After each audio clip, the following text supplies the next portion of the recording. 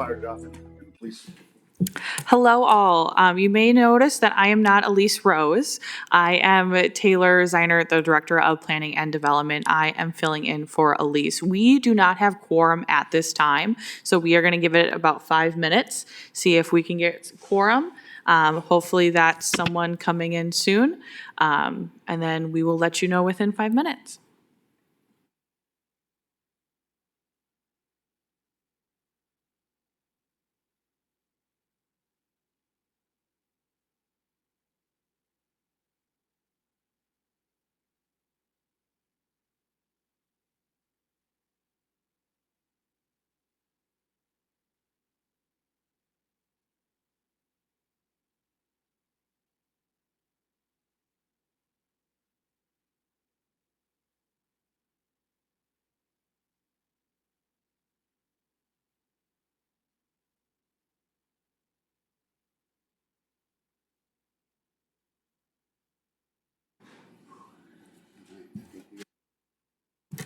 I'll let him get settled in real.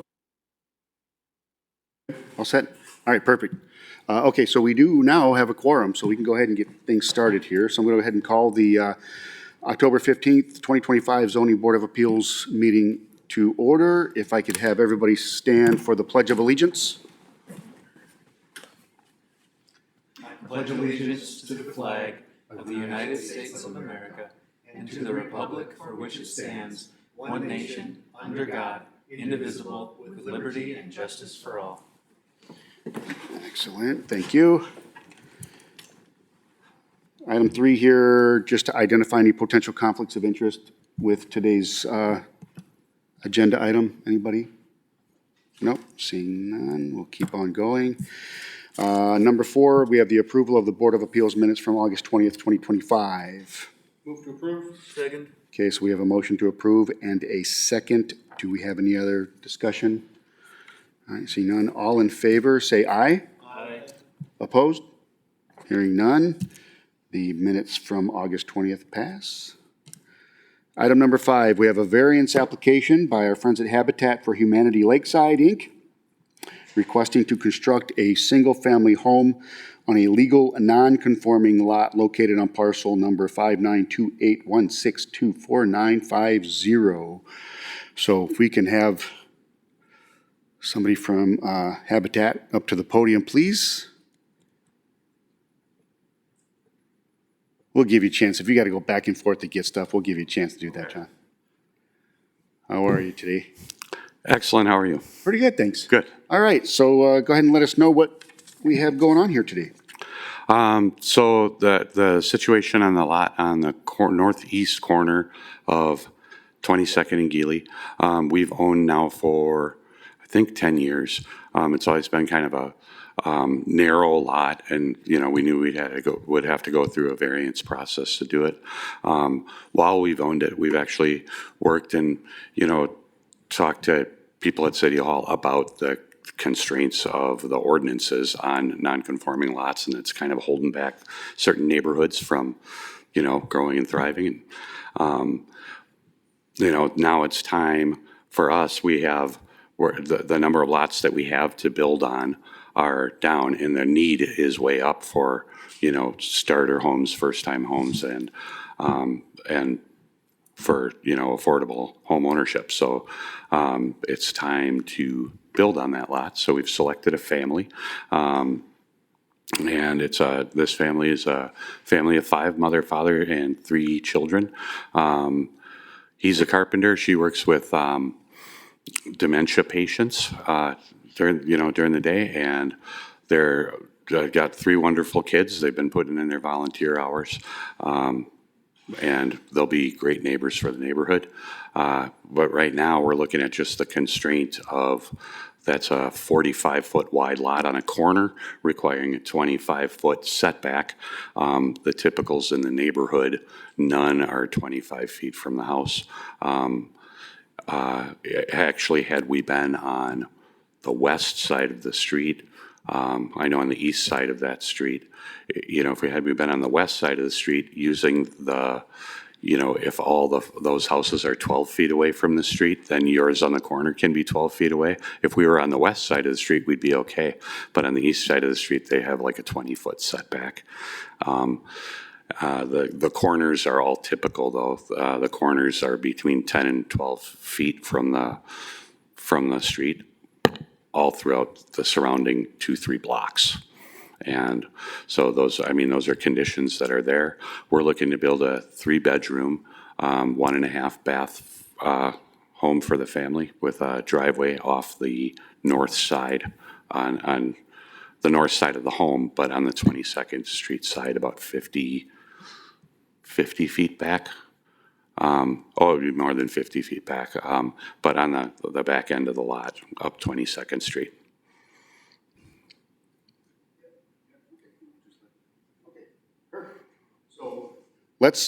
Yes.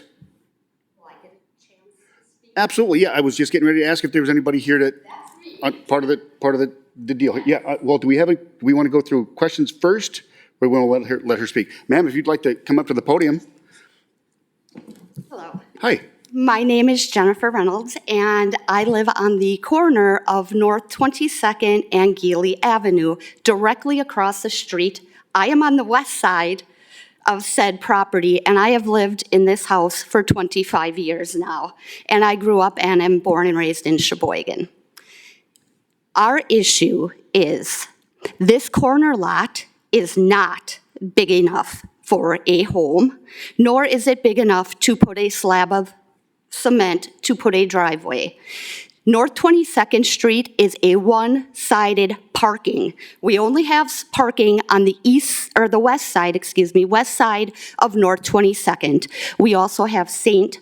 Paul Lutheran Church that is on the north side of Geely, and we also have St. Dominic Parish directly across the street, kitty corner from my home.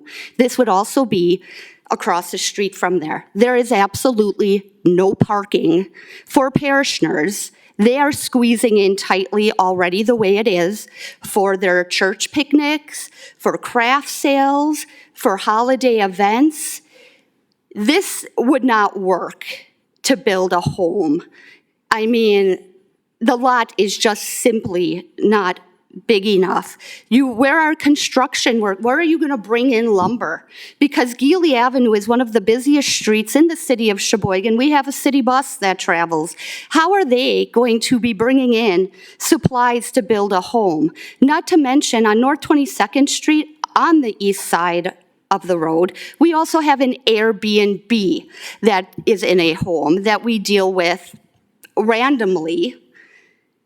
We don't know who we're getting in that home.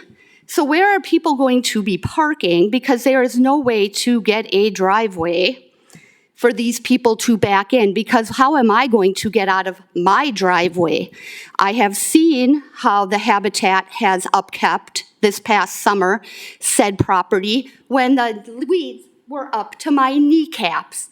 We have been treated very rudely by the Habitat volunteers, and not only that, just about a week ago, before we even were notified about any appeal of this, there was a contractor out there sticking his cement sign in the ground.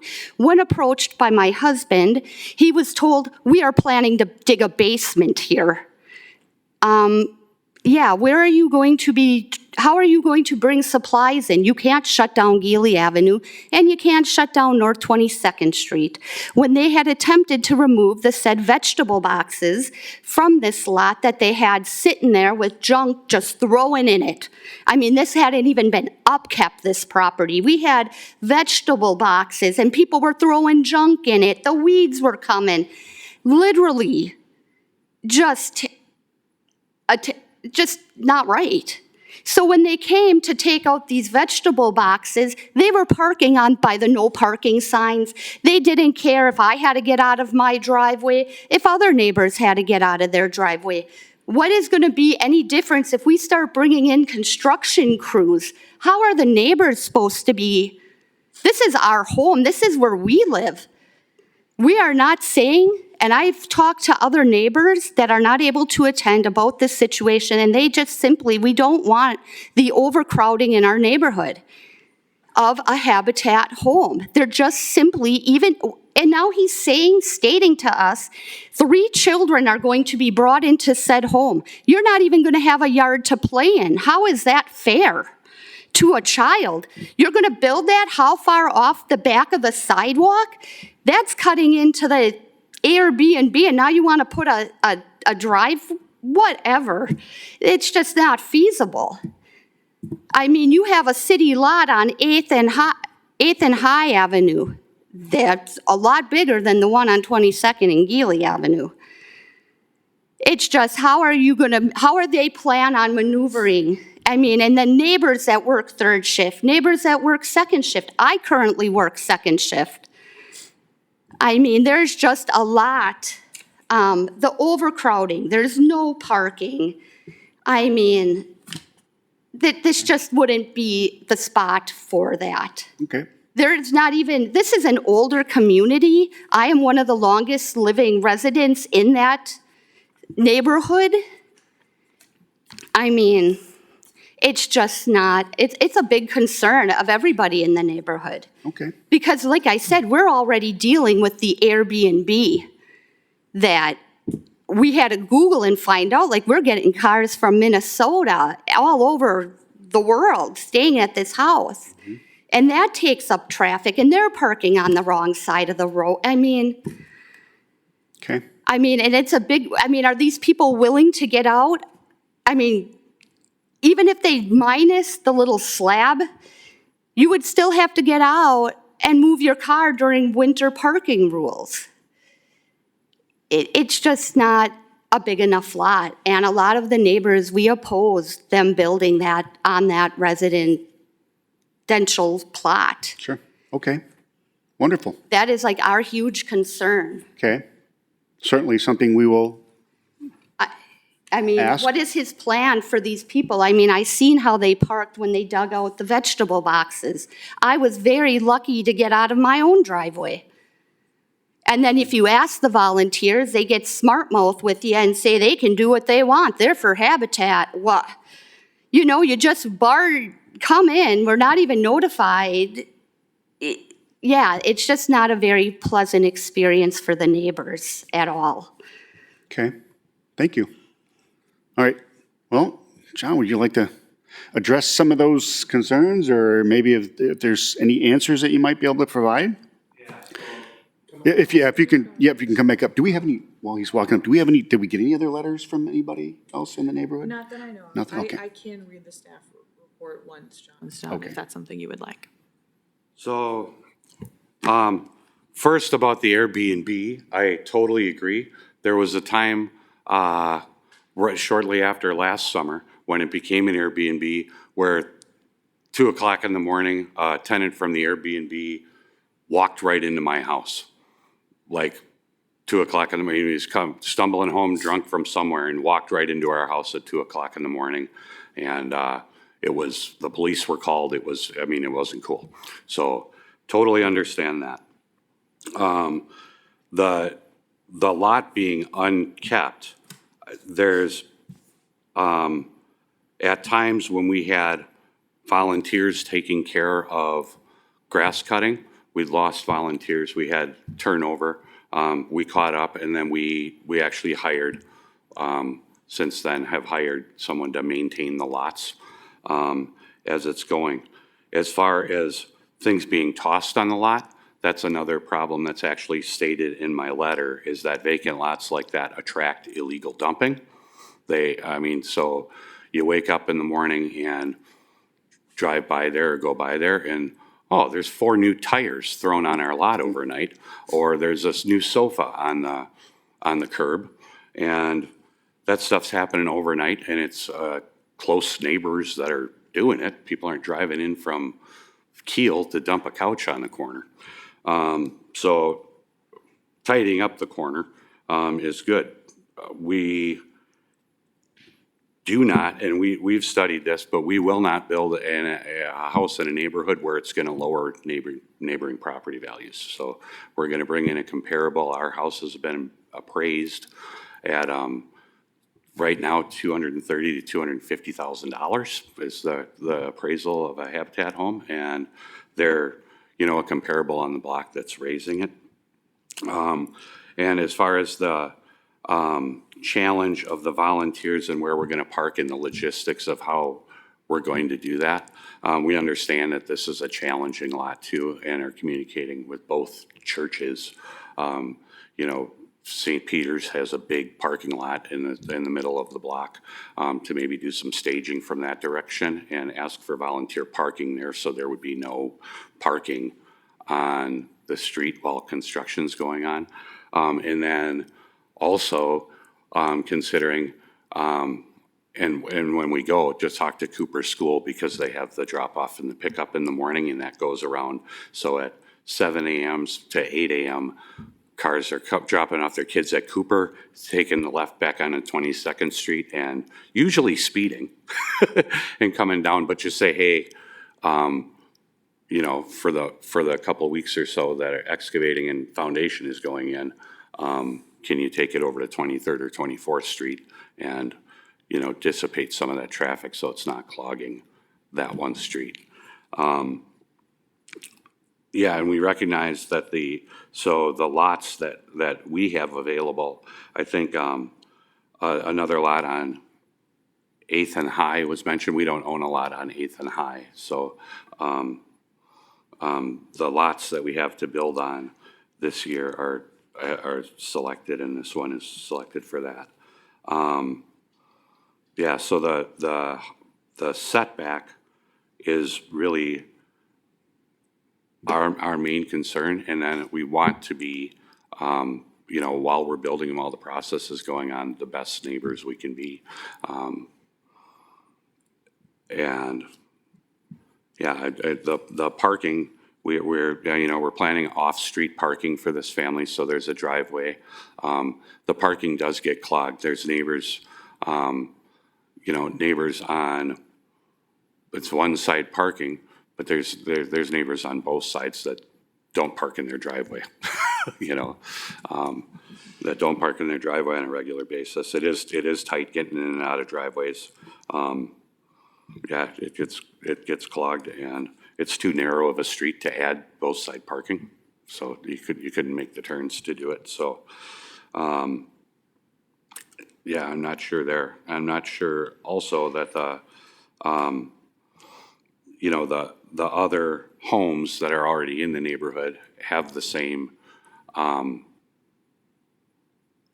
the same kind of inconveniences that this lot will have, yet their homes are there. So like everybody has the inconvenience of it's a tight left turn to pull out of my driveway and back out, and when it's busy, it's hectic, and when the church is having an event that it clogs up, and you're not always planning that, and you might be having company come over, and that yet our homes remain. So I think that's one thing to consider, is that this is,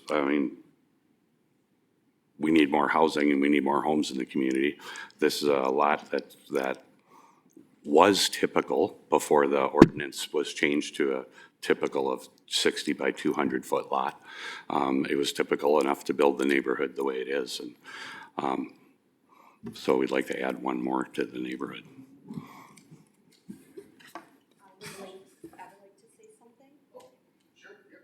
Okay. It is my understanding that John here runs the Habitat, and he also lives about 3 houses down from this said lot. If you knew you had no volunteers and you are the leader of this said organization, why wasn't he down there cutting the lawn and taking some initiative for said property? Secondly, he never answered the question of how are they going to bring materials into the lot to build? How are you going to bring the wood? How are you going to bring the any of the supplies to build a home. Are they going to carry it from St. Paul's? Because that's the church on that side of the road. Are you going to bring it from there? And they're going to carry everything? Because you're going to have to be blocking off roads. And that is absolutely another thing about the Cooper School. I mean, that is a one-way up on Cooper down through North 22nd. You know, nothing got addressed of how he plans on bringing in the construction tools. And like I said, if he knew that things were getting dumped at that lot and he seen the weeds growing and the lawn getting long and you are the leader or whatever of this organization, you should have been wheeling your lawnmower 3 houses down and you could have cut that lawn yourself. You also could have taken the trash that had built up yourself as a leader of your organization. And that's how I absolutely feel about that. As a neighborhood, we do not want, and it's nothing personal, we feel everybody should have a right to own a home. But that is not the lot to be building a home for 3 kids. I mean, even to back out, the people on Geely Avenue have trouble. It is a busy road, and now you want to bring construction to an already busy road? I mean, no, we stand as a neighborhood, we stand firmly, we do not want that.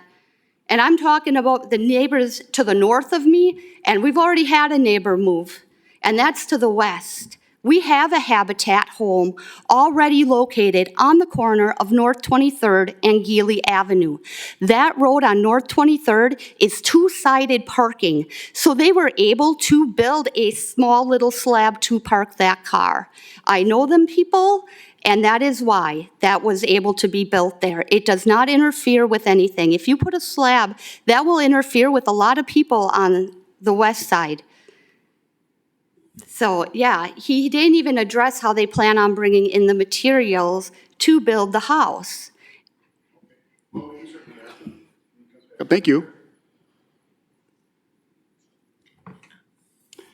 Okay, while he's coming up, if we could just throw some questions. All right, so, Marcus? Go ahead. Okay. Thank you. John, in the diagram, if you can put that back up on the screen, there was one that had a garage on it and one without a garage. Is there going to be a garage on this There's not a garage. Okay. No, so it's the slab on the back. If, I have the copy of the plat of survey. Is this or the whatever. correct one here? Yeah, so the slab would just go, you know, Yep. on the back end, parallel to the neighbor's driveway. And is that slab going to get poured when they do the foundation work, do you think, or would that happen near the end? That would happen near the end in the spring. So there'd be space for you to have construction materials where that driveway would be in the end? Correct. Okay, thank you. Yeah, so then it's just like any construction materials, we've had neighbors build fences in the neighborhood or whatever. It comes on a flatbed truck with a forklift. They're usually in and out of there in 10 minutes because the material handlers and the delivery need to make money, you know? And as far as the lots, as far as the mowing of the lot, I mowed that lot a half a dozen times this year before we had, and we do get behind on them. Or we did get behind on them a couple times. I got a letter from the city that, you know, said, get over there and cut it. We do, but we're often dealing with limited resources. We're building 3 homes right now, completing 20 home repair projects. And that's 2 staff people in construction in that side of things and, you know, the number of volunteers. So we're not always the fastest to get there, but I think what we leave behind for the families and the neighbors is better than expected once we're through with the process. So, and it's our goal. It's our goal to be good neighbors. Yeah, and to not be obtrusive. As a matter of fact, we had yesterday, we're building a home on the dead end of 27th Street, just south of Wilgus. And it's a dead end without a cul-de-sac. So it's a different situation. So the street's a dead end. So if you go down there, it stops. And a staff person from the office came out and kind of parked on the dead end. And they were scolded immediately, like, hey, we're telling the volunteers to you can drop off your tools, but we'd like you to park a block away. We're not trying to clog this for the neighbors. And that would be the case here, is we don't want you parking right up in front of the place.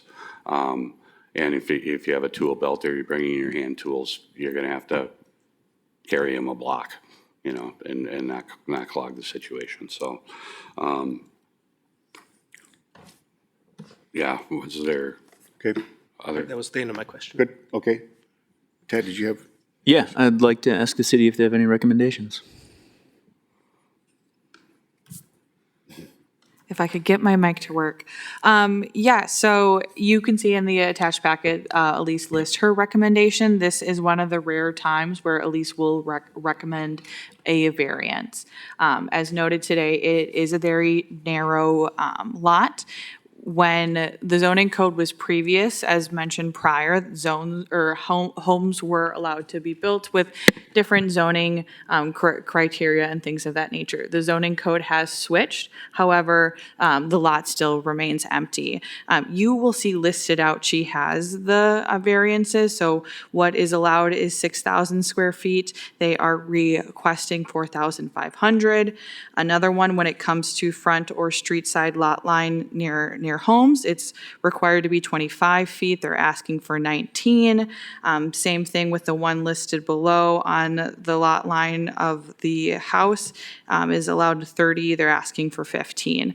Elise wanted me to convey that the things that they are asking for are not crazy by any sort of means, but would allow for a home to be built on that lot. Thank you. Like, how am I supposed to get out of my driveway if this is built? Because they want to build a slab right where my driveway. Yep, I'm sorry, yep, we're being recorded, so if you wouldn't mind going back up to the sorry. podium. If they build a slab there, I would like to know how I'm supposed to get in and out of my driveway.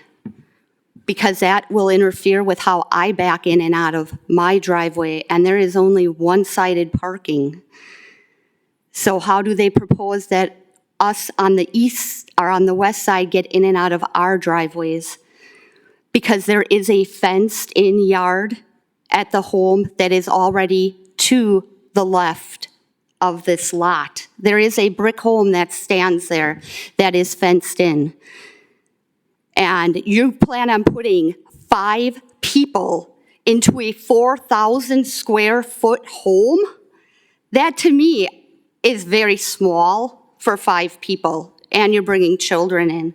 Where are these children supposed to play? They ain't even gonna have a yard, and not much of one, with a slab and a 4,000 square foot house built on a narrow lot.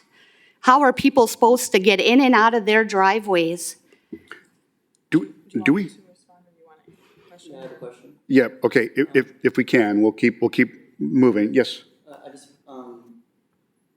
First of all, I want to ask what's the property size in relation to other properties in the area? Is it in character with the rest of the neighborhood? Like, are they similar lot sizes? No, I live in a Cape Cod, Oh, well, and a lot of the homes around there are Cape Cods. We have a few ranches, but we've got bigger yards. And I know on the west side, or the east side, excuse me, I know he's got a bigger plot, but you want to put 5 people on a narrow plot with no yard. It ain't even going to look right. It's not even going to blend into the neighborhood.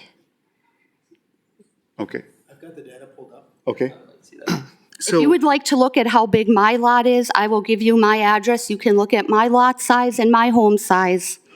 And I live on a double lot. I live think that's what exactly you found. on the opposite corner. yep, I think that's what he's pulled up. So according to county GIS data, this lot is 4,500 square feet. Immediately to the east, the lot is 4,100 square feet, and the one to the east of that is 4,900 square feet. Yeah. If we cross the street to the west, the one on the corner, that one is 4,600 square feet, and the one past that is 4,500 square feet. I would say it's consistent with the neighborhood. yeah, I would agree. Looking A around, little smaller, but, yeah. Well, I would say it's bigger than the lot next to it. Yeah. Yeah. yeah, okay. All right, yep, John, if you want to jump back up. Anybody else have any other questions? I appreciate the concerns that are raised. I appreciate anyone who comes and looks out for the health and the well-being of the neighborhood. I think that given these circumstances, I understand that there's some concerns about what's going to happen during construction. I think that if any problems come up, there are city resources that can be used to address that. And as far as the lot itself and the variances go, I think that having a home on this corner lot is in a better interest for the city than having a place where dumping can occur. I think that the presence of off-street parking should result in a situation that's not going to contribute to the parking issues that are already endemic to that part of the neighborhood. On those grounds and on the recommendation of the city, I would like to make a motion to approve this as presented, with thanks to both of you for presenting your cases so clearly. Thank you. Very good, thank you. Okay, thank you, very well put, by the way. So we have a motion to approve as presented, and. I second. And we have Yeah. a second. Is there any further discussion? Any other questions? One last item. John, how many parking spaces will be on that driveway? Is it too wide, or is it? So the one- driveway is 45 feet deep, and so, from the sidewalk, it'll go all the way to the back, or 3 feet from the back, so it'll be 42 feet back. And yeah, we can flare it and make it 2 cars wide. So, So we could potentially get up to 4 cars on there, you think? or 3. 3? Yeah. So I think if it was flared so that it's 2 cars wide at the top, Okay. so that they're behind the house, because we like to put it so that if the car is pulled in, it's not sticking out from the front of the house, so we'll get at least even with the house and back. So Thank you. we can widen the driveway to, have more parking, and make it easier for the turn. Okay, good, excellent. Any further discussion? All right, so we have a motion to approve and a second as presented. All in favor, say aye. Aye. So did I hear 3? Opposed? Hearing none, the motion passes. So, thank you very much. Who do I contact when we can't get in and out of our driveway is what I would like. I would like their name and their number. Yeah, you would contact the police department. He doesn't do anything. This guy did not cut the lawn, no, what is time. When it comes to parking issues, that's something that the police department would handle? Calling them Okay, along with the other neighbors because this is not gonna work out. okay, when it comes, That lot is too small. okay. It's good that they're gonna have a home, but I feel sorry for the children that ain't gonna have a yard. So, I understand the community needs and everybody deserves a home, but they don't have much of a yard on North 23rd Street, and they have a Habitat house. I mean, they got a little space, but that's about it. I think that the desirability of that situation is one that's going to have to be made by the occupants. And if they need to seek a situation elsewhere, I think that that's something that they'll be able to do. But I think that they'll be happy to have the opportunity to have a home here initially. And then they can decide if it suits their needs. So, but that still doesn't address the issue of how he plans on bringing in construction materials. That's very true. They're not going to just drop off wood. I understand, ma'am, but it's not for us to deny a building application. Well, then why Based, is that an appeal and why hasn't? please allow me to finish. Please allow me to finish. It's not our place to deny a building application on the grounds that construction may be disruptive to the neighborhood. If it is disruptive, there are numbers that you can call. You can contact the police non-emergency number with any issues that you have. There are a lot of city resources for dealing with that, and there are other things that are maybe discussions between neighbors, but those are discussions to happen outside of this room. Like myself, and we've all lived there a lot longer than he has. I've lived there 25 years, so we should basically start looking for new residents to live at. Because we don't want that there, and everybody in the neighborhood has lived there longer than he has. Down the block and around. So we should leave our homes now for this. I mean, it's a little ridiculous. Okay, Thank you. yeah. With an Airbnb situation, now we're gonna have, the neighborhood is gonna have to deal with this going on. Thank you. On top of all of this. Thank you for vocalizing your concerns. I would be happy to give you my business card so that if, issues do arise, I would encourage you to contact myself and other city staff. But at this time, the motion has passed and discussion is now closed, unfortunately. Thank you. Okay, I'll take your card, I gotta get back to work. Thank you, ma'am. Thank you. All right. John, you're all set. Thank you. Okay, item number six, we have our next scheduled meeting date coming up, November 19th, 2025, same place, 4 o'clock. Item number 7, we have a motion to adjourn. Seconded. All right, we have a motion to adjourn and a second. All in favor, say aye. Aye. Opposed? Hearing none, we are adjourned.